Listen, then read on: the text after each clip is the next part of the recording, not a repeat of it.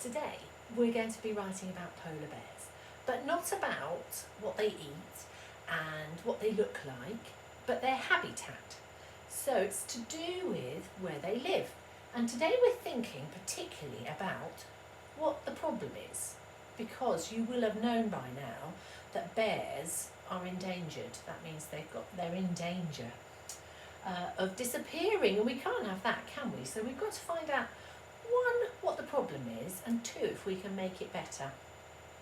Now, polar bears is my title, so I've written it with a line underneath it, and I want to talk to you today about the shape of your word. I've been talking to quite a few children over the week, and I've been talking about making sure that your tall letters are tall, like your capitals, and also tall letters like a U and a H.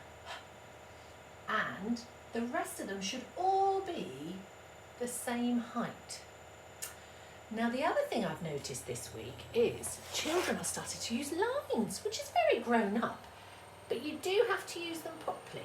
So if I draw some lines here, so this is like your book that's got lots of lines in it. Lots of people are writing in the middle very neatly and keeping it all a nice size, which is really good, and it makes your writing look really neat. But when you're using lines, I want you to remember that you start on the line. A bit like when we're doing handwriting, I always say, put your pencil on the line. So I'm going to write today here. To day. And can you see how all the time I'm going back to the line with my writing, and my taller letters fit in the top of the line, and it's only the long letters, the y and the g and the j, that go underneath the line into the next bit.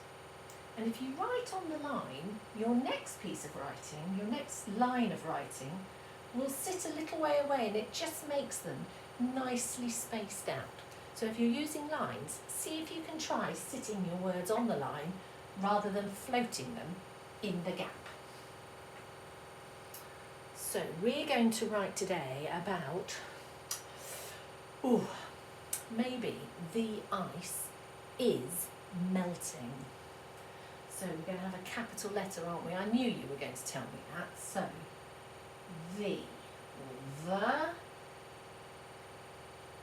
ice, and it's a curly cur, is melting. M-E-L-T.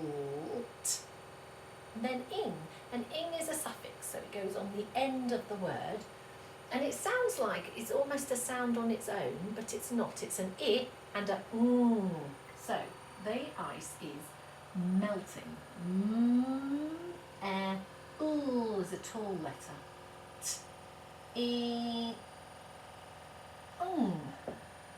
Melting. So I'm just going to check that I've written everything before I put a full stop, and then I'll stop it. So the ice is melting. Very nice. So then we have to think about, why is it melting? And you might like to write why that is happening on your next line, or you might like to say something about the fact that the winter is very short, so the ice forms later and goes earlier. And it means that the poor polar bears haven't got enough time to catch lots and lots of seals and get really fat and all lovely and ready for when there aren't any seals around. So see what you can write for me. I'm looking forward to seeing it.